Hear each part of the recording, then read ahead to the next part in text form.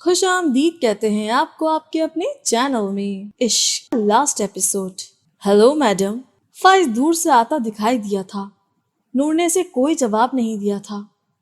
آج نیوز دیکھی تم نے؟ وہ اس کے پاس بیٹھا ہوا بڑے رازدانہ انداز میں بولا تھا۔ نہیں تو، میں نیوز نہیں دیکھتی۔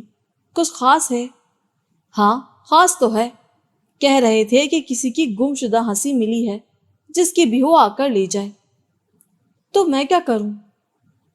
وہ جو انتہائی غور سے سن رہی تھی، اس کی بات پر اسے گھور کر رہ گئی تھی۔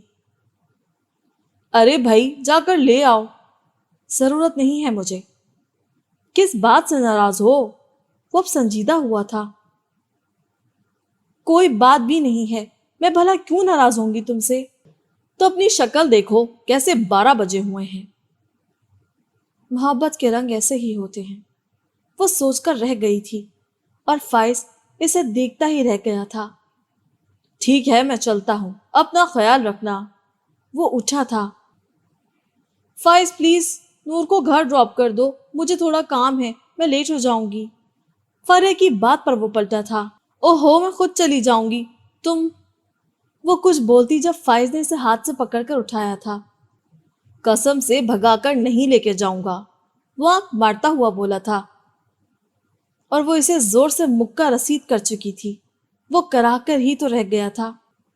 ویسے یہ کام تو میں پوری زندگی کرنے کو بھی تیار ہوں، اگر آپ کی اجازت ہو تو۔ وہ گاڑی کا دروازہ کھولتے ہوئے بولا تھا۔ شرم کرو، سب دیکھ رہے ہیں۔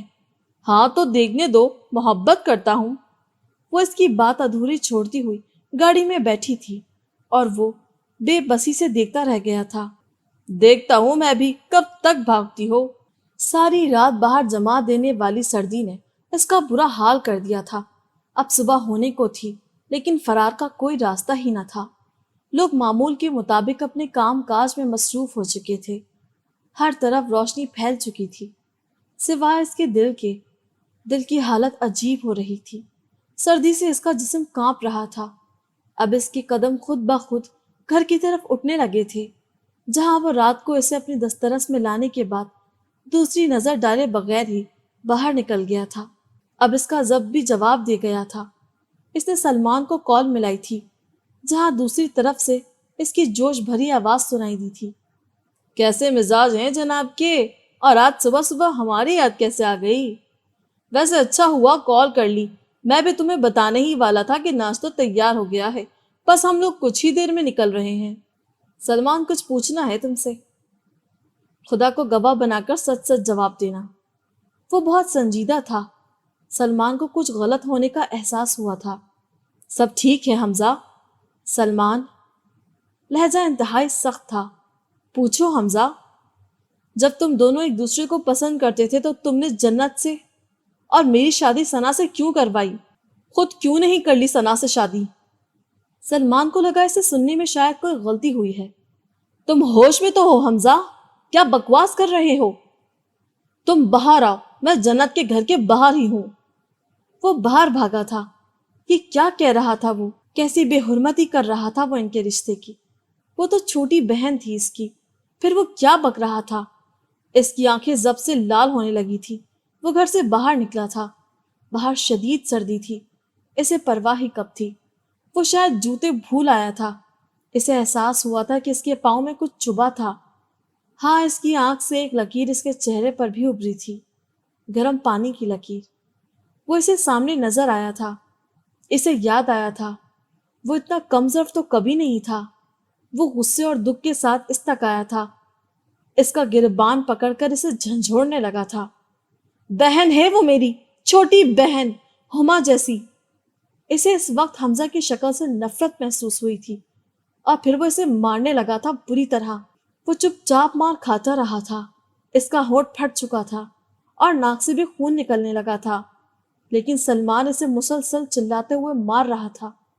حمزہ نے خود کو چھڑانے کی کوشش نہیں کی تھی، اور جب وہ تھک گیا تو اسے دھکا دے کر الگ کیا تھا۔ میں نے تمہیں بھائی سمجھا اپنا، اور تم نے کیا کیا میرے ساتھ؟ مجھ پر ہی شک کیا، اور وہ جس کی تم بات کر رہے ہو نا، پیار کرتی ہے وہ تم سے، لیکن اس کے ساتھ کیا کیا تم نے؟ اکیلا کر دیا اسے، اس کے کردار پر بھی شک کیا۔ تو شادی کیوں کی اس سے؟ سلمان نے اسے مارا تھا، وہ بری طرح پیچھے گرا تھا۔ میری بہن ہے وہ، اس کے ساتھ کوئی زیادتی برداشت نہیں کروں گا میں۔ وہ نیچے جھکا تھا اور اسے کالر سے پکڑ کر اٹھایا تھا۔ تم فاطمہ کے قابل ہی نہیں ہو، ابھی میرے ساتھ چلو، طلاق دو اسے۔ میں اسے اپنے ساتھ واپس لے جاؤں گا۔ توہین کی ہے تم نے میری بہن کی، میری عزت کی۔ وہ پتھر بنا سب سن رہا تھا۔ ثنا کی سچائی تو ثابت ہو گئی تھی، اب وہ اپنی سچائی کیسے ثابت کرتا؟ وہ بھی تو محبت کرتا ہے اس سے۔ سلمان اسے چھوڑ کر آگے بڑھا تھا، شاید وہ ثنا کو لینے جا رہا تھا۔ وہ اٹھا تھا، سلمان تک آیا تھا۔ سلمان، سلمان، میرے پاس خدا کے سوا کوئی اور گواہ ثبوت نہیں ہے۔ میں ثنا سے سچی محبت کرتا ہوں۔ ثنا ہی وہ لڑکی ہے جسے تم ڈھونڈ رہے تھے، لیکن مجھ سے غلطی ہو گئی، بہت بڑی غلطی۔ تم چاہے مجھے جو سزا دے دو، مگر اس کو مجھ سے الگ نہ کرو، پلیز۔ ابھی یہ بات کسی کو نہیں پتا، صرف تم اور میرے درمیان ہے، ثنا کو بھی نہیں۔ میں وعدہ کرتا ہوں اسے کبھی کوئی تکلیف نہیں آنے دوں گا، مجھے معاف کر دو۔ وہ اس کے قریب آیا تھا، ہاتھ سلمان کے کندھے پر رکھا تھا جسے اس نے بری طرح جھٹک دیا تھا۔ وہ اسے غور سے دیکھ رہا تھا۔ آئندہ میرے سامنے مت آنا، وہ بولا تھا، پھر چل دیا تھا۔ سلمان دور جا چکا تھا، مگر اس بار اس کا رخ جنت کے گھر کے جانب تھا۔ خوشی کی لہر ایک دم سے ٹھنڈی پڑ گئی تھی۔ وہ چلایا تھا خوشی سے، وہی پارک کے درمیان کھڑا ہو کر۔ وہ مجھ سے محبت کرتی ہے، ہاں صرف مجھ سے، لیکن میں نے کیا کیا اس کے ساتھ؟ رات کو کیا کچھ کہتا رہا میں اس کو اپنے لیے سزا ہوا بھی نہیں دیکھ سکا۔ یا اللہ! وہ آنکھیں بند کر کے گڑ گڑایا تھا۔ وہ گھر آیا تو وہ بیڈ کے ساتھ جائے نماز پر سجدے میں تھی۔ اسے یاد آیا کل رات بھی تو وہ ادھر ہی بیٹھی ہوئی تھی فرش پر سسکتے ہوئے۔ وہ کتنا ظلم کر چکا تھا اس کے ساتھ۔ اس کی سسکیوں کی آوازیں آس پاس گونج رہی تھی۔ حمزہ کو لگا جیسے کسی نے اس کا دل اپنی مٹھی میں لے لیا ہے۔ وہ اس کے پاس آیا اور گھٹنوں کے بل بیٹھ گیا۔ ثنا! سرگوشی کی صورت میں اس کا نام ادا ہوا۔ اس نے چونک کر سجدے سے سر اٹھایا تھا۔ اس کی آنکھیں سوجی ہوئی تھی، جیسے پوری رات روتی ہوئی ہو، اور کیوں نہ روتی، رات قیامت جو گزری تھی۔ ہاں قیامت ہی تو تھی۔ اب بھلا قیامت اسے نہیں کہتے تو اور کسے کہتے ہیں؟ اپنی محبت کی منہ سے کسی اور کا نام، اپنے شوہر کے منہ سے کسی اور کی وعدے، اپنے محرم کے منہ سے اپنے لیے نفرت، اپنی ہی زندگی کے منہ سے کسی اور کی محبت۔ لیکن آج کا سورج تو ان دونوں کے لیے طلوع ہوا تھا۔ آج ثنا کی صبح تھی، آج حمزہ کی صبح تھی، آج ان کی محبت کی صبح تھی۔ حمزہ پر نظر پڑتے ہی جیسے اس کا دل بند ہونے لگا تھا۔ اس کے منہ پر خون جمع ہوا تھا، اس کے کپڑوں پر آستینوں پر خون لگا ہوا تھا۔ حمزہ! وہ گھبرا کر اٹھی تھی۔ یہ کیا ہوا ہے؟ کسی سے لڑ کر آئے ہیں؟ وہ سب بھلایا اس کے چہرے کو ہاتھ پہ لیے ہوئے بولی تھی۔ ہاں شاید خود سے۔ وہ جھکی سر سے اس کے سامنے بولا تھا۔ میں صاف کرتی ہوں، آپ اٹھیں، ادھر بیٹھ پر بیٹھیں۔ وہ تھوڑی دیر میں فرسٹ ایڈ باکس ڈھونڈ کر لائی تھی اور اس کے زخم صاف کرنے لگی تھی۔ آنسو رکنے کا نام ہی نہیں لے رہے تھے۔ وہ اس وقت بھول گئی تھی کہ وہی شخص ہے جس نے رات اسے ٹھکرایا تھا، اسے رلایا تھا، اسے دھوکہ دیا تھا۔ اسے یاد تھا تو صرف یہ کہ اس کی محبت تکلیف میں ہے، اور حمزہ تو ساکت بیٹھا اسے دیکھ رہا تھا۔ وہ اسے کیا بتائے رات کے معاملے میں، کیسے معافی مانگے اس سے؟ ہمت ہی نہیں تھی اس کی اس سے بات کرنے کی۔ آپ پلیز چینج کر لیں، میں ناشتہ لاتی ہوں، پھر پین کلر لیجیے گا۔ وہ اس بات میں سر ہلاتا اٹھ گیا تھا۔ وہ جب واپس آیا تو ملازمہ کے ساتھ مل کر کھانا لگا چکی تھی۔ ناشتے کے بعد یہ ٹیبلٹ لے لیجیے گا، اس نے گولی ٹیبل پر رکھتے ہوئے کہا تھا۔ تم ناشتہ نہیں کرو گی؟ وہ واپس مڑی تھی جب وہ بولا تھا۔ نہیں، مجھے بھوک نہیں ہے۔ ٹھیک ہے، پھر مجھے بھی نہیں ہے۔ وہ یکدم ٹیبل سے اٹھا تھا۔ جی؟ میں نے کہا تم ناشتہ نہیں کرو گی تو اٹھا لو، مجھے بھی بھوک نہیں ہے۔ ثنا کچھ دیر بے یقینی سے اسے دیکھ رہی تھی، آ کر ناشتہ کرنے لگی تھی۔ ٹھیک ہے۔ وہ ملا تھا کچھ لمحے، تم مگر اس کو زندگی لکھنا۔ وہ کلاس روم میں آئی تھی، حسیب لنچ کے لیے لینے آیا تھا۔ وہ سب ایک دم ہما کی طرف متوجہ ہوئی تھی۔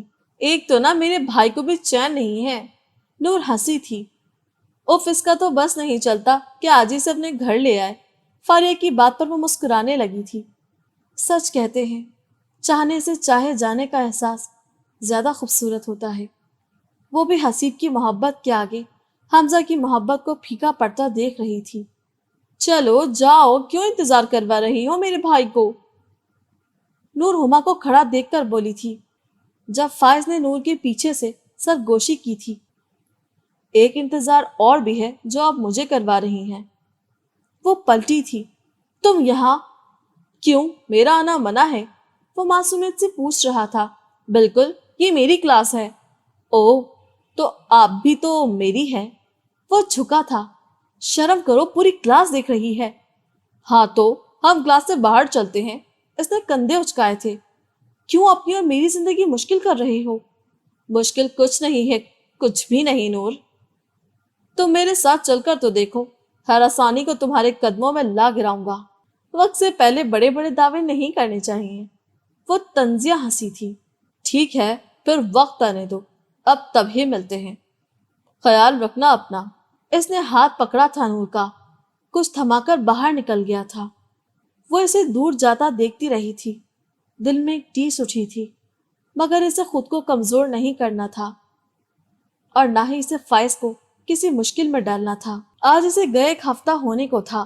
وہ اپنی انٹرنشپ دوسرے شہر میں شروع کر چکا تھا۔ وہ آس پاس رہتا تھا تو اسے پرواہ نہیں ہوتی تھی۔ اب وہ جو نظروں سے اوجھل ہوا تھا تو وہ خود کو غیر محسوس کر رہی تھی، جیسے کوئی قیمتی چیز کھوتی ہو۔ کچھ مصروف لمحوں میں اچانک دل جو دھڑکے تو کبھی بے چین سے ہو کر، اگر ہر سانس تڑپے تو کوئی آتش سی تن من میں اچانک جل کے بھڑکے تو جانے زندگی تب اتنا سمجھ لینا، یہ محبت کا اشارہ ہے، تمہیں ہم نے پکارا ہے۔ وہ نوٹ جو اسے جاتے ہوئے تھما کر گیا تھا، اس کی آنکھوں کے سامنے منظر دھندلانے لگے تھے۔ ہاں ہے یہ محبت، اس نے اعتراف کیا تھا، لیکن میں اس محبت کا کیا کروں گی جو تمہیں ہی مشکل میں ڈال دے۔ ایک مرد نے کی تھی یہ غلطی ہمارے خاندان میں، جسے آج تک اس گھر میں جگہ نہیں ملی۔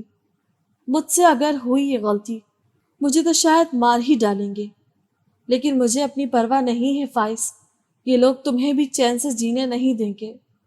مجھے تمہاری پرواہ ہے، میں ہماری محبت کو رسوا نہیں کرنا چاہتی، اور پھر کوئی تم پر بری نظر بھی ڈالے مجھے یہ گوارا نہیں، اور کوئی تمہیں تکلیف پہنچائے یہ کیسے برداشت ہوگا مجھ سے۔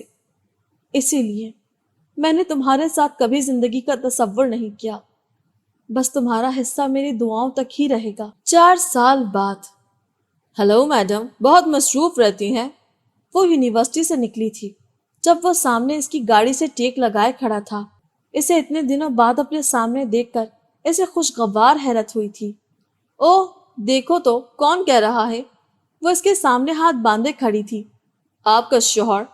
اور وہ اس کے سامنے ایک ادا سے جھکا تھا اور وہ ہنس دی تھی۔ واپس کب آئے؟ ابھی سیدھا اپنی بیبی گرل سے مل کر تمہارے پاس آیا ہوں۔ اس نے گود میں اٹھائے 3 سالہ عمل کو پیار کرتے ہوئے کہا تھا۔ کتنے دن کے لیے آئے ہو؟ بس اب ادھر ہی پوسٹنگ ہو گئی ہے، وہ اس کے لیے گاڑی کا دروازہ کھولتے ہوئے بولا تھا، اور وہ خوشی سے کھل اٹھی تھی۔ کتنا مس کیا مجھے؟